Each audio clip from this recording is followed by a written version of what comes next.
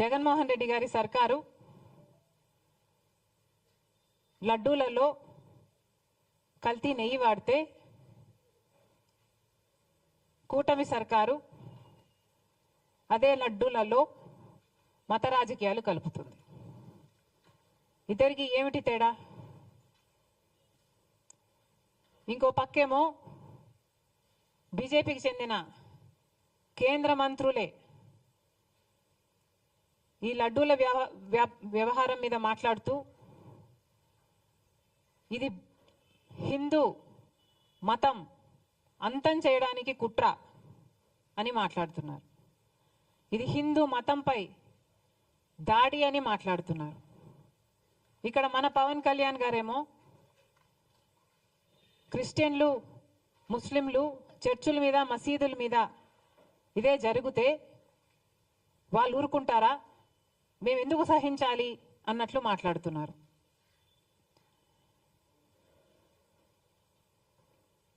ఇంత దుర్మార్గంగా ఎలా మాట్లాడగలుగుతున్నారు? హిందువులను రెచ్చగొట్టే ప్రయత్నం మీరు చేయటం లేదా? మతాల మధ్య చిచ్చు పెట్టే ప్రయత్నం కాదా ఇది? ఇక్కడ ఒక అన్యాయం జరిగితే క్రిస్టియన్స్ని, ముస్లింల గురించి మాట్లాడాల్సిన అవసరం ఏముంది? ఎప్పుడూ లేనిది మన రాష్ట్రంలో కమ్యూనల్ వైలెన్స్ జరగాలి అని మీకేమైనా హిడెన్ అజెండా ఉందా? మతాల పేరుతో చిచ్చు పెట్టే ఉద్దేశం మీకుందా?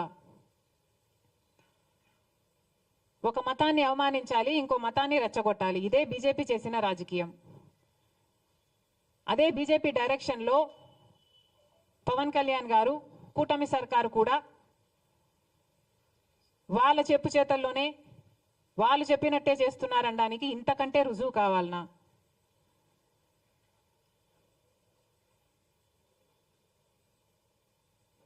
అసలు ఆంధ్ర రాష్ట్రంలో ఎప్పుడూ కమ్యూనల్ వైలెన్స్ లేవు.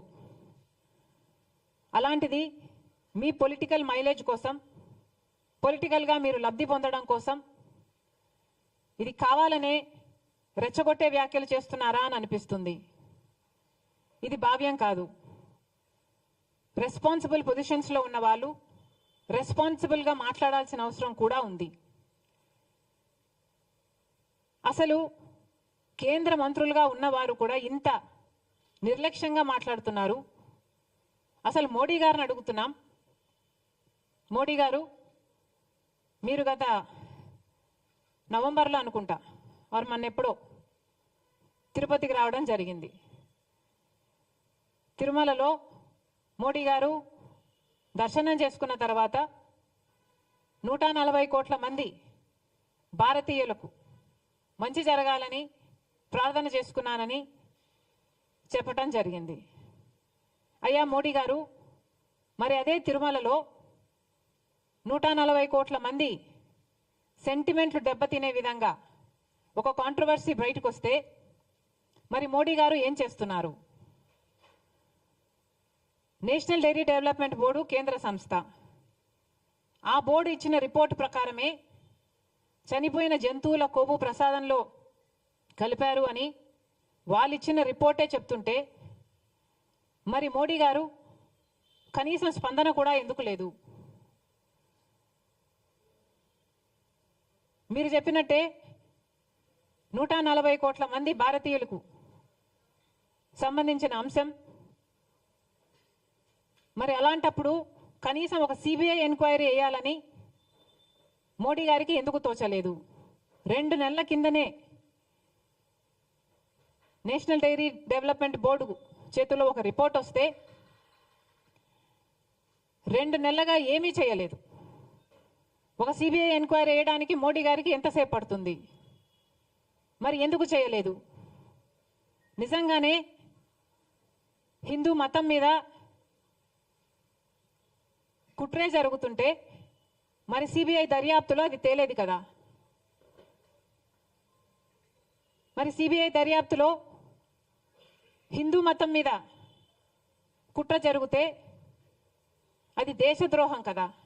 మరి అలాంటప్పుడు ఇంత సీరియస్ ఇష్యూ ఉన్నప్పుడు మోడీ గారు సిబిఐ ఎంక్వైరీ ఎందుకు వేయటం లేదు?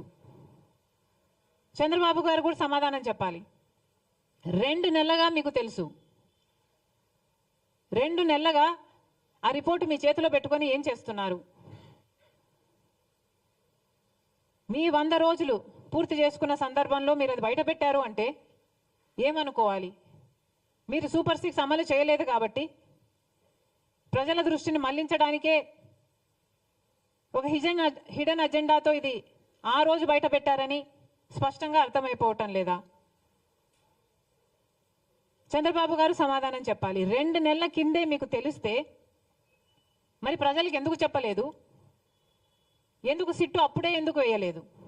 ఇప్పుడు చంద్రబాబు గారు సిట్టు వేస్తున్నారు. ఈ సిట్టేదో 2 నెలలు ముందే వేస్తుండొచ్చు కదా. ఇంత రచ్చ జరిగాక ఇప్పుడు సిట్టు వేశారు చంద్రబాబు గారు.